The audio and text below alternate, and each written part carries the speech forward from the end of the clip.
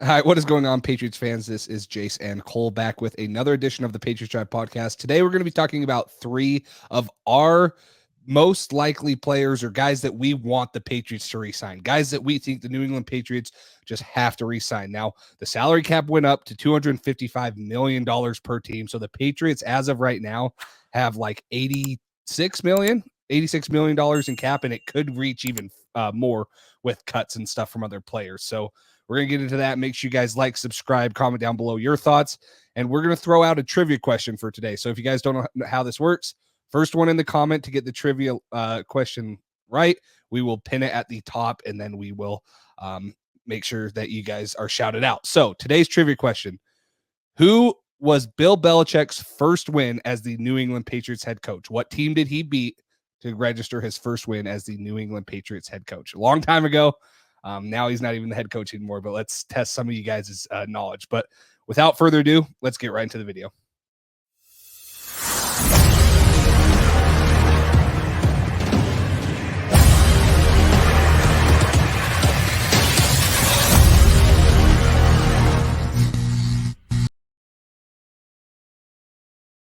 Are you tired of trying to find the best deals on tickets to your favorite events, concert, and games?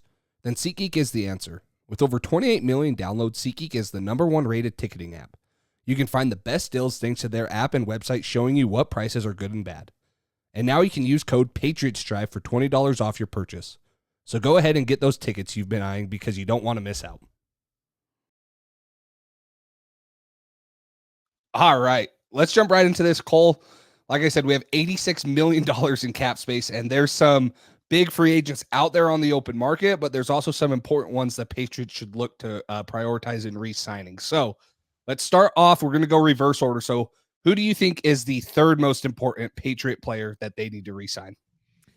Yeah, for me, it's Kendrick Bourne. I mean, he's been very vocal about wanting to be back here. He's made posts. He's gone on interviews during Super Bowl week with different Patriots podcasts saying he wants to be back here. He gave his opinion also on the quarterback situation, some of the guys he likes in the draft, and just his overall thoughts on the Patriots and the culture, how Mayo's going to be here. I just think he's one of those guys who brings so much life and energy to the room. If you think about it, like the wide receiver market, coming into this whole free agency and the franchise tag window, it looked like we would have a decent amount of options. You know what I mean? T. Higgins, Mike Evans, Michael Pittman, like Calvin Ridley. You thought you'd have a decent amount of options. T. Higgins just got tagged. Mike Evans is being pursued aggressively by the Bucks, and he wants to stay there for the length of his career. So he's probably going to go there. Pittman, there's a chance he gets tagged as well, or they come to an extension with him. That kind of just leaves Calvin Ridley and a bunch of teams who need wide receivers bidding for him. You might not get the same level of wide receiver that you thought. Keeping a guy like Kendrick Bourne, who has been extremely productive as a part of a bad offense, a guy who's been super reliable, great after the catch, works hard, improves the just the life of the locker room in general and the team morale. I love it. I mean, I think the guy's great. He's somebody that I haven't heard anybody say a bad thing about. He just always has a smile on his face, always happy, and grateful for the opportunity that he's gotten here and loves to learn. So I think KB would be a huge addition. And also, if JC Jackson ends up getting cut, adds another 14 million to the cap space, putting us right around 100 million. So plenty of room. Little 2-3 year deal. His market might not be as crazy as it would have been because he's coming off an ACL tear, but he seems to be ahead of schedule. So we'll see what happens with him. Yeah, and PFF projects him to sign around $7 million a year. They have a projected contract of 2 years, 14 million total. That like for sure. Like go out and sign him for that. You're getting a guy who in 2021, his first year with New England, led the team with 800 yards and 5 touchdowns. And then last year he only had in 2022 he had 434 yards in 16 games. Well, at 8 games before he tore his ACL, he had 406 yards and 4 touchdowns. So this is a guy who's been very productive outside of the year where Matt Patricia and Joe Judge were the offensive coordinators. So you have a guy who's had experience in here. He's, like you mentioned, he's a leader. He's one of the few guys that have really been around. And even though he's only been around for 3 years, there's just not much, leadership and people on this team that know the Patriot way anymore. And, Gerard Mayo is going to try to have some say in keeping that. And Kendrick Bourne seems to be bought in and seems to want to have the Patriot way in here and wants to be like that. So I'm all for Kendrick Bourne. For me, a guy that I would like to see them resign, I totally agree with Kendrick Bourne, but it's another pass catcher. The Patriots have no tight ends on roster. All three of them are free agents. So I think Hunter Henry needs to be a priority. He's only 29 years old, so he's going to be 30. He's a little bit up there in age, but PFF is projecting him to sign for just over $6 million a year. This is a guy, again, who in 2021, Mac Jones's rookie year with Josh McDaniels was very productive. He had 9 touchdowns. He was a red zone target. He took a step back in 2022, but in 2023, he got back on track and was starting to get there. So I think a big pass catching tight end like Hunter Henry can be a quarterback's best friend. And no matter who the Patriots have, whether it's Jaden Daniels, Drake May, Mac Jones, Bailey Zappi, whoever they bring in at quarterback, who's ever throwing it, they want to have a big target over the middle of the field. And I think Hunter Henry still is capable of doing that. And bringing him back on a cheap 2-year option could help you bring in a guy in the draft or, sign a young guy in free agency and develop him. So I'd like to see Hunter Henry back as another pass catching option over the middle of the field, and a guy who still is pretty familiar with this offense and could bring some veteran leadership to this team. Yeah, when the Patriots went on that spending spree in 2020, 2021, he's one of the only guys that lived up to that contract, him and Judon. I mean, he's been great. Like you said, he had that one down year, but that was the entire offense. Kendrick Bourne had a bad year that year. Everybody had a bad year that year.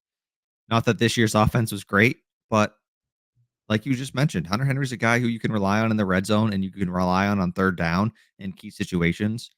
He has been healthy so far. That was one of the main concerns when you signed him is he going to stay on the field? He's been healthy so far. So if you can keep a guy like that, another guy who's a leader, good in the locker room, when you lose guys like Slater and McCourty over the past couple of years, you're losing Lawrence Guy. You need some leadership to stay in this locker room, especially with an offense that's going to be revamped with a rookie quarterback, hopefully. You want some young leaders on that offense and some guys who the quarterback can lean on. Another thing too, the Browns offense in recent history, they've used tight ends a lot. And I think a guy like Hunter Henry would be a good fit. I do think there's some other really good options on the free agent market. But if you can bring in a guy who like Hunter Henry, if he wants to be here and you can get him for a couple of years, like you mentioned, I think that would be good. But going right to number 2, second guy on the list I got is Kyle Duggar. We all know how much he means to this defense. Super versatile. Can play deep safety, can play strong safety, cover tight ends, can play linebacker, be in the box, can blitz. The dude can do it all. And we've heard some rumors about maybe he's going to get tagged, maybe he's going to be extended. I would love that. I'd prefer an extension over a tag just because I think a tag is $17-18 million. And hopefully if you can lock him up for 3-4 years, that will be more of a reasonable deal. I know you have his projection, but I just think Kyle Duggar is such a versatile player and adds so much to this defense. And the Patriots have been a positionless defense for a few years now, and it has been great. And he's a great guy to have for spies, for athletic quarterbacks in the league. One thing he does need to work on is covering tight ends. He has struggled that a little bit over the past few years. But overall, I just think he adds so much of a dynamic aspect to this defense that you got to keep him around. And he's not as young. We drafted him as an older player, but if you can keep around for a few more years at the right price, I think that would bring good value to this defense. Yeah, and the reason I think that he's so high up for me too is because you just cut Adrian Phillips, who's one of the veterans and has been, kind of a Swiss Army knife type of player. Kyle Duggar is very similar. He can play in the box. He can play at deep safety. He can play on guarding tight ends, receivers. He can, have some special teams value. He's 27 years old. PFF is projecting him to get the franchise tag. They're projecting him at 1 year, $17.12 million, which is the franchise tag for safeties. I think that it's the franchise tag for him, and then they work on an extension. I don't know if they're going to figure one out before that, and they don't want him to test the open market. So I think they're going to franchise tag him, and hopefully, like you mentioned, I'd like to give him a 3, maybe a 4-year deal, because we saw Marte Mapu come into play the last couple weeks of the season, but I don't think he's there yet. So letting Marte Mapu, who you drafted as a 3rd-round guy, sit and continue to learn and play behind Kyle Duggar and then take the reins from him maybe even after next year or a year after that is something I think is very in play. But this is a guy who has gotten better in the past game. He's still not quite Polish there, but he's had 9 interceptions in his last 3 seasons. He's had 2 of them returned for touchdowns. He's had a fumble return for a touchdown. I mean, he does everything right. You see him in the run game, you see him in the pass game. He affects so many things and does so well at those positions. And we've seen the Patriots want to be able to use these versatile players. That's why they drafted Marte Mapu. That's why they have Jabril Peppers coming back. That's why Kyle Duggar was such a high draft pick out of a Division II school when he was taken. So this is a priority for the Patriots. I don't see that DeMarcus Covington and Gerard Mayo are going to tend and shy away from what Bill Belichick built. And I still think there's a huge role for Kyle Duggar on this defense. So I totally agree with you. I think that he's got to be up there. And I think he's the most likely candidate for the franchise tag. So last one for me, and I know that you're going to agree with this, and then we'll throw out a couple honorable mentions. Last one for me is Michael Winu. Now, guys, our offensive line was atrocious last year. But there was one bright spot, and it was Michael Winu. Now, they moved him into right guard in 2022. He had that all rookie pro team thing in 2020 when he was a rookie and stayed at right guard the whole time. And then since then, they've been kind of moving him around, and they finally put him back at right tackle last year. And what do you know? He's going to be one of the most sought-after tackles on the market next year. But you just don't see good offensive tackles, whether it's right or left tackle, hit the open market. That's why it's hard for us to say, hey, the Patriots can address left tackle in free agency. Well, who? I mean, it's old guys, it's veterans, and it's guys that really haven't performed. So are you going to take a chance and be a swing guy? You hit on Michael Winu in the draft. He's been a stellar right tackle for you on an offensive line that's already bottom 5 in the league. So if you remove Michael Winu and now you have to find either another veteran right tackle or double down and start 2 rookies at tackle, it's just scary. And so I think you got to lock down Michael Winu. You got to find him long-term. And right now, PFF is projecting him to sign a 4-year, $58 million contract. That's $14.5 million per year.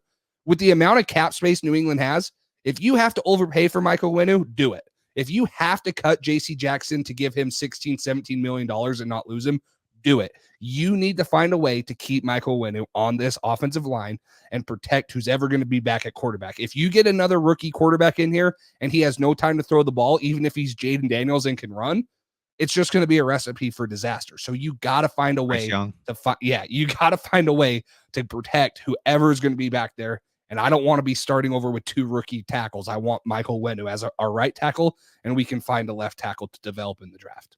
Yeah, and I mean, you only have so many picks in the draft, and you got a lot of holes on the offensive side. So you can't be investing 2 or 3 premium picks into tackle and hoping that they work out. You know what I mean? So Michael Winu, does he project better as a guard?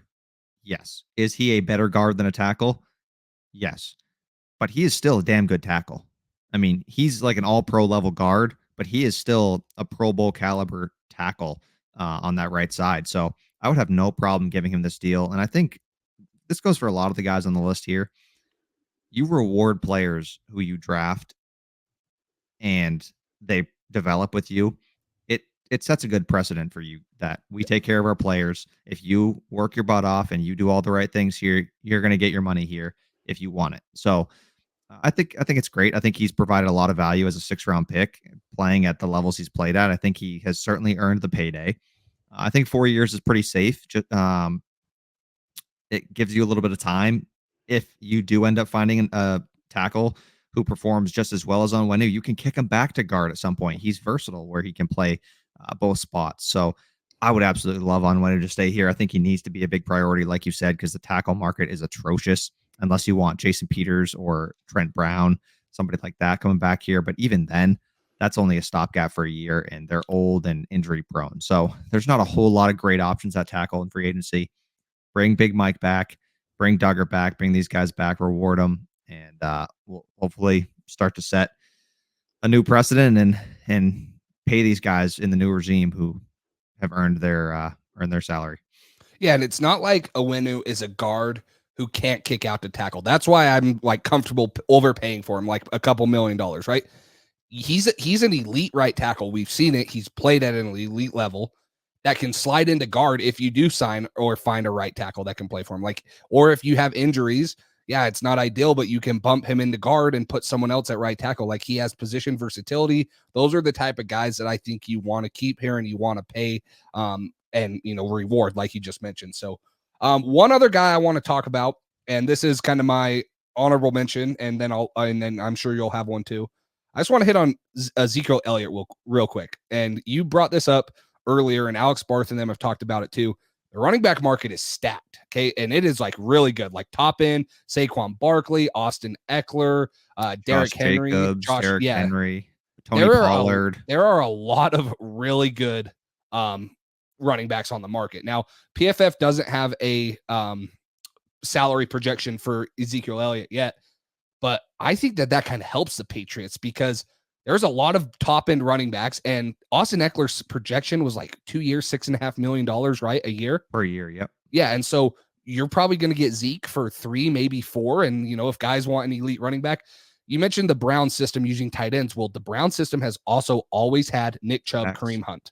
So to bring in and get Ezekiel Elliott back, and, whether you draft another running back to develop, maybe you only bring Zeke back for a year. I think that he's kind of another important one that's down on the list, but I would really like to see him back because we've seen Ramondre get hurt. We've seen him take a beating. I'd like to have someone as a backup plan and not just throw Kevin Harris into there and make him be running back too. So I would like to see Zeke back also. Yeah, I certainly wouldn't mind Zeke. I think he had a great year and proved himself a lot.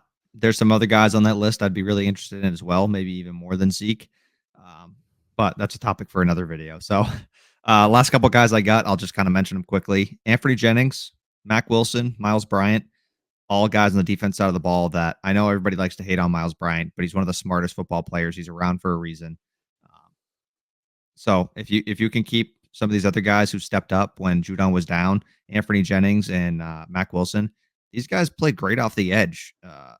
And they had a good combo going. Mac Wilson did well rushing the passer. Anthony Jennings did well against the run and a little bit rushing the passer. If you're going to lose Uche, and there's been talk about Judon wanting more money, and if we don't give it to him, you might lose him too. Keeping some of these guys at lower value who can provide you with some scheme fits as far as doing one thing good, stopping the run really well, rushing the passer really well.